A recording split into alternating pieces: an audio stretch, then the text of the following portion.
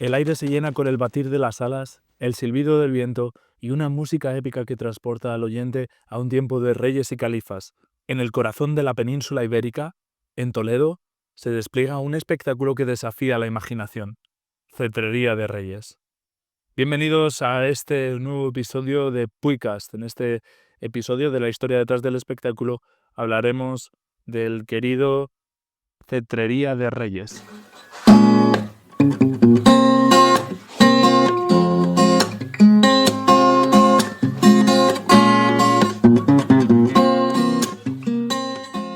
Halcones, serpentarios y grullas del califato se miden a los búhos, águilas y milanos castellanos. Este es un ballet aéreo magnífico, una exhibición que ha sido calificada como el espectáculo de aves más impresionante de toda España. Los espectadores experimentan la emoción de ver cientos de aves majestuosas volando asombrosamente cerca, en ocasiones casi rozando sus cabezas, generando gritos de emoción y una inmersión total, gracias a una banda sonora que los envuelve por completo. La concepción de este espectáculo prioriza una experiencia emocional y sensorial inmediata. Esta conexión visceral es una estrategia narrativa deliberada, diseñada para sumergir a la audiencia antes de que cualquier análisis histórico más profundo pueda tener lugar. Es una forma poderosa de captar al público y prepararlo para la narrativa histórica que sigue, asegurando que la historia se sienta tanto como se comprende. Puy du Fou, España, situado en Toledo y a tan solo 45 minutos de Madrid, se presenta como mucho más que un parque temático convencional. Es un verdadero viaje en el tiempo, una experiencia inmersiva donde la historia de España cobra vida a través de espectáculos grandiosos y emocionantes. Puy du Fou, España, ha sido reconocido mundialmente por su capacidad de emocionar a sus espectadores y hacerlos viajar en el tiempo. A diferencia de un parque de atracciones al uso, Puy du Fou es, en sí mismo, un espectáculo continuo. Un parque que es un espectáculo en sí mismo que revive la historia de España como si estuviera ocurriendo en el presente. Este enfoque le ha valido múltiples galardones, incluyendo el reconocimiento de mejor espectáculo del mundo para producciones como El sueño de Toledo, El último cantar y A pluma y espada. La identidad del parque como un anti-Disneyland revela una postura ideológica fundamental. Esta distinción no se limita a la ausencia de atracciones mecánicas, sino que se entrelaza con una aproximación filosófica e ideológica específica a la historia. Un concepto único en el mundo que te traslada a otras épocas a través de grandiosos espectáculos y poblados históricos que recrean con detalle las costumbres y raíces de tiempos pasados. Cada rincón te hace sentir como si fueras un auténtico caballero medieval, una cortesana del siglo de oro o un astuto villano. Una experiencia inmersiva sin igual que deja una huella imborrable en quienes la descubren. Dentro de este vasto escenario histórico, Cetrería de Reyes se erige como uno de los 4 grandes espectáculos diurnos, un pilar fundamental junto a otras aclamadas producciones como El último cantar, que narra las historias del Cid campeador, y A pluma y espada, inspirado en la figura de Lope de Vega. La centralidad de los animales es innegable en Puy du Fou, con más de 1.500 ejemplares en todo el parque. Específicamente para Cetrería de Reyes, la participación de más de 200 aves es crucial, ya que son la esencia misma del espectáculo, elevándolo a una categoría de arte vivo.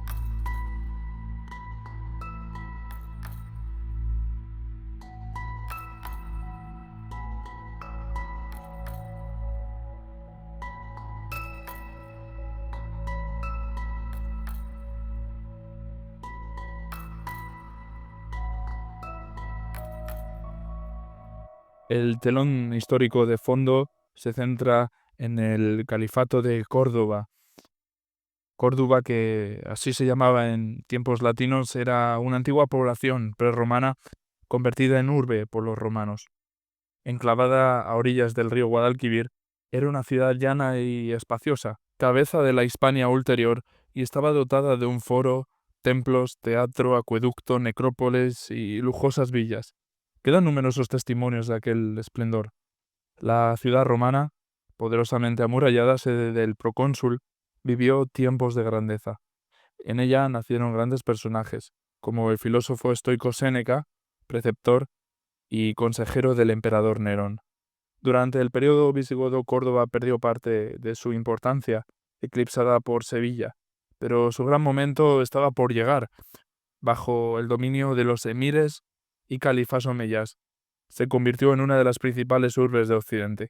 Ya en la temprana fecha del 716, se convirtió en capital de Al-Ándalus. De Siria vino, enviado por el califa omeya, el emir al-Samh, que reconstruyó el puente romano y las murallas, y la ciudad se expandió tras la orilla izquierda del Guadalquivir, en un arrabal surgido de los restos de la romana secunda. Córdoba había crecido y sus habitantes eran cada vez más numerosos. Abderramán I la llamaría Al-Ruzafa, conmemorando la ciudad siria de su infancia. Recordemos que Abderramán I, a pesar de llegar a Córdoba tras una aventura realmente formidable, había nacido en el comienzo de su vida en Siria, a pesar de que luego numerosas andanzas le llevarían hasta Córdoba, ciudad en la que entraría en mayo del 756 y sería proclamado emir. Como la población seguía creciendo, la mezquita Al-Jama o principal, donde se reúnen los viernes en oración todos los fieles, se había quedado pequeña.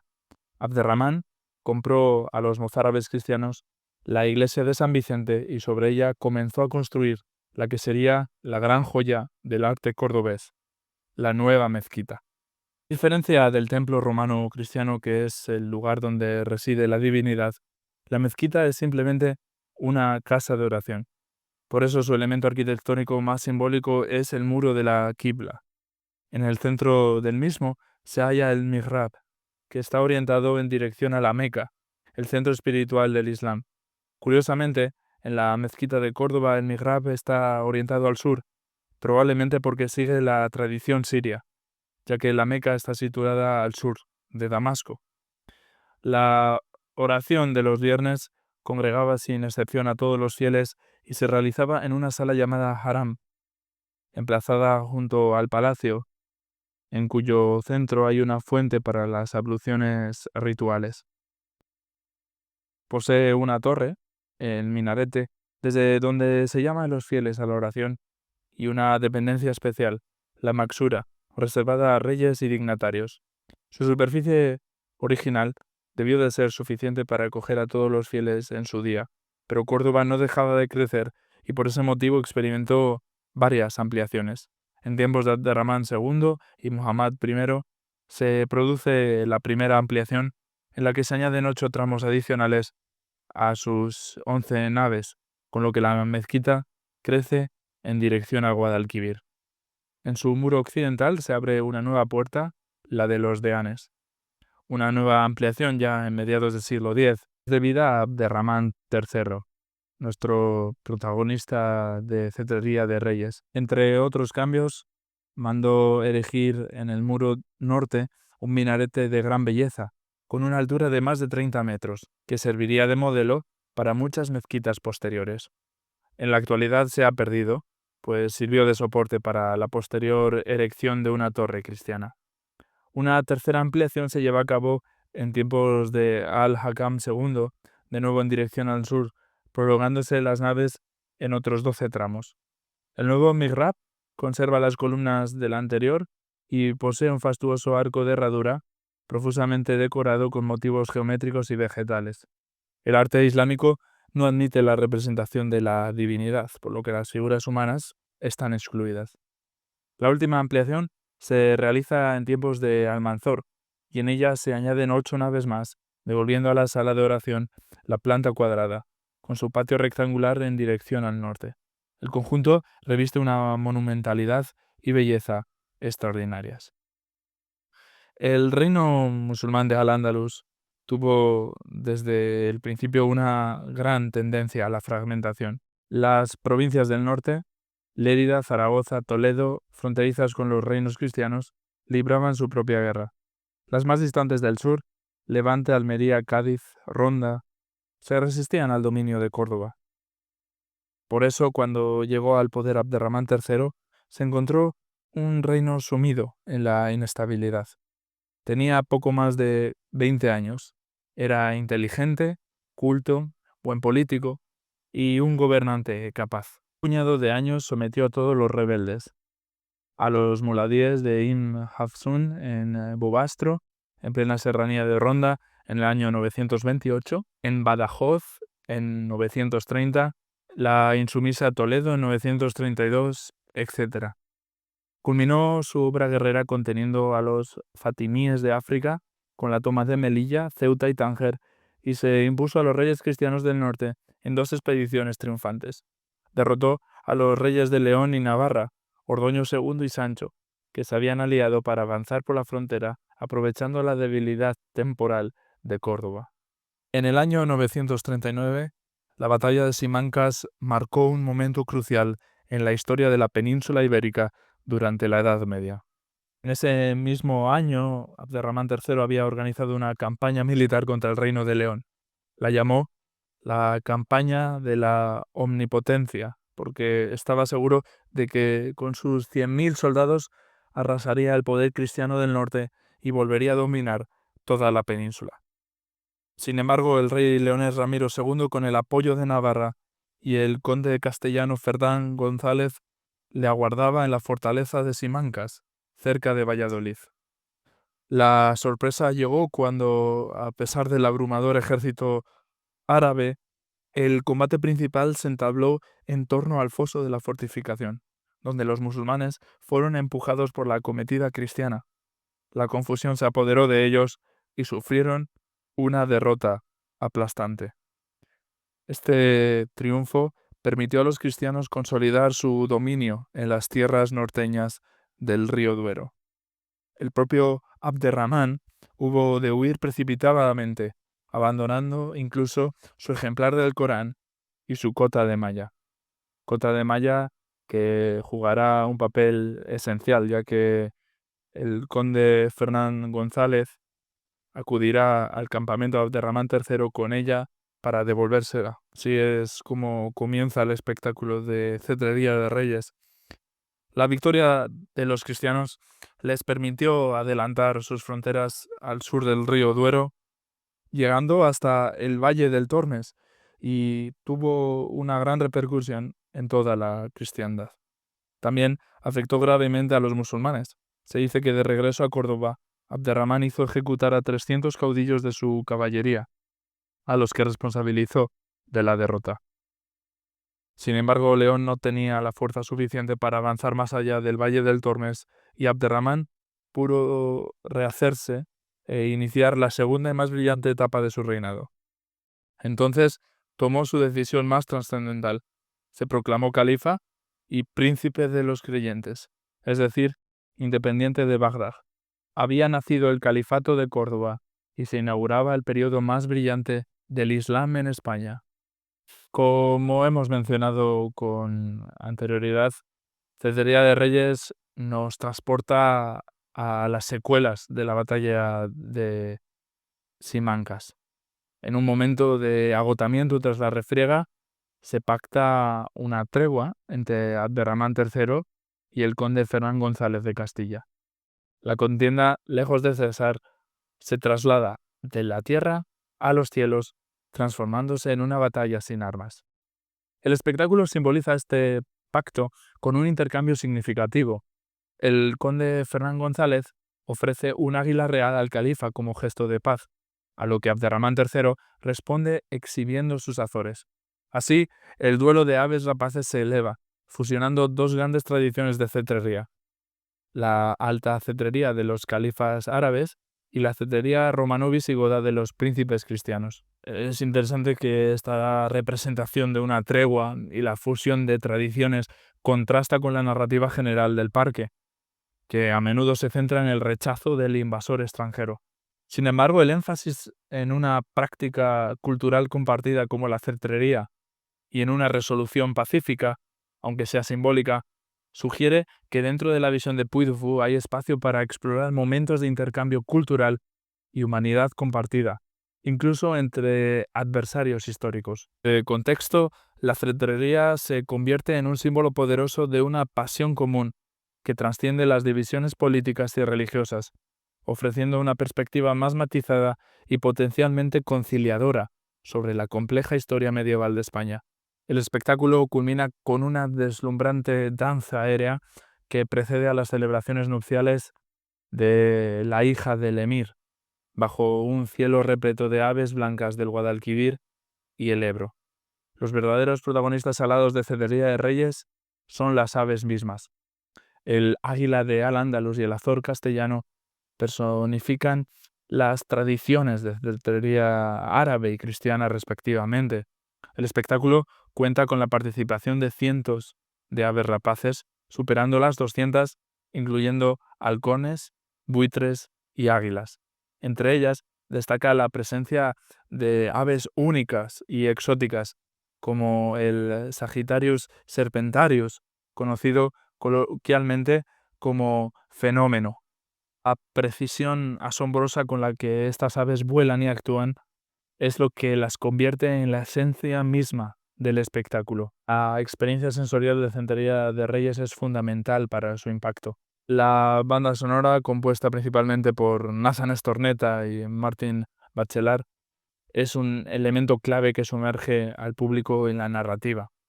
La proximidad de las aves vuelan a pocos centímetros de los espectadores crea una inmersión que es a la vez tremenda y de una gracia y belleza inolvidable. La duración del espectáculo es de 30 minutos y se caracteriza por tener una puesta en escena única, en plena naturaleza. El impresionante paisaje se fusiona con dos tribunas enfrentadas estratégicamente, con el objetivo de potenciar al máximo el vuelo de las aves. Este magnífico escenario brinda la oportunidad de presenciar una danza aérea inolvidable. La verdad es que si estáis pensando en visitar este espectáculo, os recomendamos que lleguéis lo antes posible al teatro, nada más se abran las puertas, os dirijáis a la primera representación, que suele ser la que se representa cuando abren Puy du Fou España, a unos media hora o 45 minutos después de que abran la puerta. Para poder aseguraros una entrada es importante llegar con antelación, ya que a veces se llena el teatro y te toca esperar al siguiente espectáculo, que se suele realizar a primera hora de la tarde. Es interesante que, a pesar de ser un espectáculo al aire libre, su funcionamiento no se ve afectado por las condiciones climáticas. Es decir, que a pesar de que llueva y el teatro esté al aire libre, se va a celebrar. También es bueno tenerlo en cuenta, todo esto a la hora de asistir al espectáculo.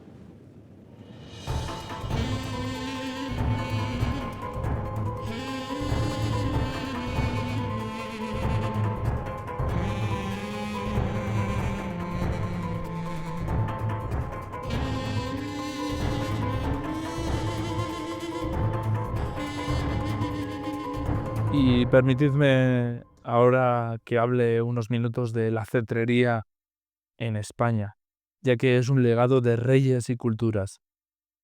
Este arte, definido como el arte tradicional cinegético de cuidar y entrenar aves rapaces para cazar presas silvestres en su medio natural, posee una historia milenaria que abarca más de 5.000 años. Sus orígenes se sitúan probablemente en Asia Central, con textos chinos y precristianos que ya la mencionan. Desde allí se extendió a lo largo de los siglos por Europa y Oriente Medio, forjando una profunda alianza entre el hombre y el ave de presa. En la península ibérica, la introducción exacta de la cetrería sigue siendo un misterio. Sin embargo, evidencias arqueológicas, como el mosaico do Calveiro de Mértola, anterior al siglo VIII, sugieren su práctica antes de la llegada árabe. La cetrería en la península ibérica se desarrolló bajo dos influencias principales. Por un lado, los pueblos germánicos, especialmente los visigodos, la introdujeron a principios del siglo VI, centrándose en el bajo vuelo, donde el azor era más valorado que el halcón, debido a la densidad de los terrenos de caza en el norte de España. La historia del rey Eurico, siglo V, quien se dedicó a entrenar halcones tras quedar impresionado por una caza, ilustra esta temprana adopción. Por otro lado, la invasión islámica, a partir del 711, trajo consigo una arraigada tradición de manejo de halcones y la alta cetrería. El tratado árabe Kitab Dabari at-Tahir y las pinturas de la Alhambra de Granada atestiguan la frecuente práctica de la cetrería y la preferencia por halcones y azores entre los árabes. Esta dualidad histórica en la práctica de la cetrería refleja directamente el complejo mestizaje cultural y social que caracterizó la Iberia medieval, especialmente en regiones como Toledo. El hecho de que Cetrería de Reyes integre explícitamente tanto la cetrería árabe como la romano-visigoda no es solo una elección artística, sino una resonancia histórica profunda. El espectáculo, al enfocarse en un duelo que fusiona estas tradiciones, subraya cómo las pasiones compartidas y las prácticas culturales podían servir como puntos de conexión e incluso de competencia pacífica entre las sociedades cristiana y musulmana.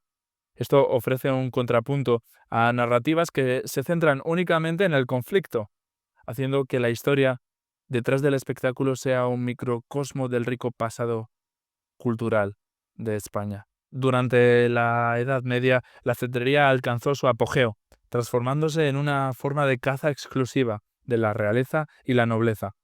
Esto se debió en gran parte a los elevados costos asociados con las aves y su mantenimiento. La posesión de ciertas aves rapaces simbolizaba directamente el estatus social. Un emperador poseía un águila, un príncipe un halcón peregrino y un caballero un halcón sacre. Su importancia trascendía a la caza, extendiéndose al ámbito diplomático y legal. Reyes como Alfonso V y Fernando I utilizaban aves de presa para sellar compromisos, y el robo de estas aves era considerado un delito grave, incluso punible con la muerte. Numerosos tratados de cetrería surgieron en esta época, como el del infante don Juan Manuel, que incluso clasificaba las aves basándose en tratados árabes. Un hito fundamental para la cetrería fue su declaración como Patrimonio Cultural Inmaterial de la Humanidad por la UNESCO el 16 de noviembre de 2010. Este reconocimiento es de gran relevancia por varias razones. El patrimonio cultural inmaterial más internacional de la historia de la UNESCO es este, y el primero reconocido en todas las comunidades autónomas de España. La legitimación global que otorga la UNESCO eleva la cetrería a una categoría de patrimonio cultural de significado mundial. Para un parque como Puy du Fou, cuyo propósito es dar vida a la historia y evocar emoción a través de narrativas culturales, este estatus proporciona una poderosa justificación contemporánea para destacar la cetrería de manera tan prominente. Esta validación global no solo legitima la práctica histórica, sino que también establece un marco moderno para su representación artística. Permite a Puy du Fou presentar Cetrería de Reyes no solo como una recreación histórica, sino como una celebración de una tradición cultural viva y valorada internacionalmente, enriqueciendo así la historia detrás del espectáculo con su relevancia y prestigio actuales. La cetrería posee peculiaridades que la hacen un patrimonio histórico. Su naturaleza cosmopolita, practicada en más de 70 países, el compromiso que exige los 365 días del año, convirtiéndola en un verdadero modo de vida, y su capacidad para unir a personas de diversas culturas, edades, niveles económicos o religiones, fomentando la complicidad y el hermanamiento entre sus practicantes.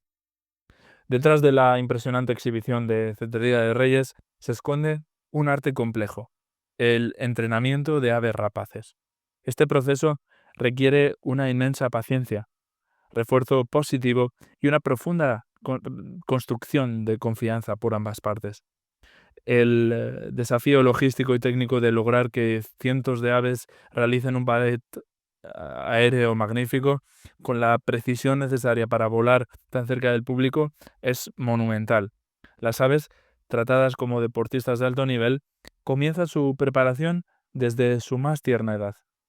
El proceso inicial de amansamiento implica ganarse la confianza del ave y acostumbrarla a la presencia humana, a menudo a través de la alimentación manual.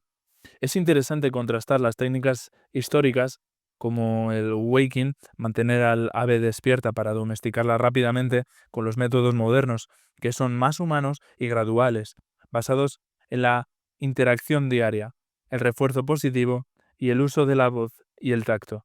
Esta evolución ética de la cetrería se refleja claramente en Puy du Fou. El parque prioriza explícitamente el bienestar animal, proporcionando cuidados personalizados a sus aves, tratándolas como atletas y empleando métodos de entrenamiento modernos y humanitarios. Este compromiso se alinea con los códigos éticos y los esfuerzos de conservación de la cetrería contemporánea, que ha evolucionado significativamente a lo largo de los siglos. El enfoque del parque en el entrenamiento y el cuidado animal no es solo una cuestión de producir un espectáculo deslumbrante, es una demostración viva de los estándares éticos actuales dentro del arte de la cetrería. Esto añade una capa de historia moderna a la historia detrás del espectáculo, ilustrando cómo las prácticas ancestrales pueden adaptarse y prosperar de manera responsable en el siglo XXI, convirtiendo el espectáculo en un testimonio tanto de la tradición histórica como de la ética contemporánea. El vínculo que se desarrolla entre el cetrero y el ave es una relación profunda de respeto mutuo y asociación, que va más allá del mero entrenamiento. El compromiso de Puy du Fou con el bienestar y la conservación de los animales es una prioridad. Los animales reciben cuidados excepcionales, descritos por diferentes fuentes como personalizados y dignos de atletas, incluyendo la atención de nutricionistas, fisioterapeutas o dentistas. Un equipo dedicado de cetreros, con 36 profesionales solo en el parque francés, que sirve de inspiración, supervisa y cuida diariamente a las aves. Además, la Académie de Falconnerie du Puy du Fou participa activamente en programas de reintroducción en la naturaleza, conectando directamente el espectáculo con la conservación de especies. Esta extensión del compromiso del parque, más allá del cuidado diario, a la participación activa en programas de reintroducción en la naturaleza y la promoción de la conservación de hábitats naturales, transforma a Puy du Fou de un simple lugar de entretenimiento en un contribuyente a los esfuerzos ecológicos más amplios. Esto se alinea con el reconocimiento de la UNESCO del papel de la cetrería en la conservación. Al integrar la conservación y los programas de reintroducción en sus operaciones, Puy du Fou no solo mejora su reputación, sino que también contribuye de manera tangible a la preservación de las poblaciones de aves rapaces y sus ecosistemas. Esto añade una importante dimensión ética y ecológica a su modelo de entretenimiento histórico, demostrando que la historia detrás del espectáculo también incluye un compromiso con el futuro de estas magníficas aves. La logística y el cuidado diario de las aves son tareas intensivas y costosas. Es crucial pesar a las aves diariamente para asegurar su condición física óptima para el vuelo y la caza. El alojamiento y cuidado de las aves requieren un campamento medieval bien equipado con instalaciones especiales y personal especializado. El cuidado de las aves es una labor que se extiende los 365 días del año, haciendo de la cetrería un verdadero modo de vida para los cetreros.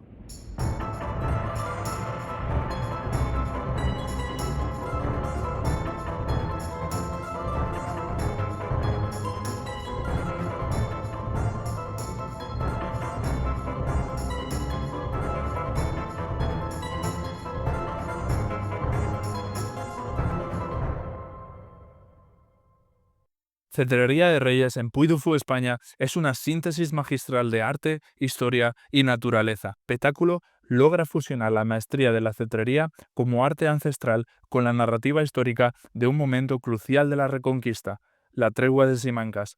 Todo ello enmarcado en un profundo compromiso con la naturaleza y el bienestar animal. Su impacto sensorial y emocional es innegable, dejando una huella imborrable en quienes lo presencian.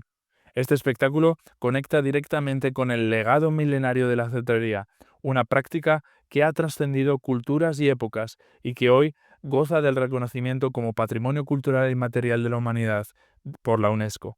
Esta antigua práctica sigue viva y relevante, no solo como deporte o herramienta de conservación, sino como una forma de arte capaz de fascinar y emocionar a las audiencias modernas.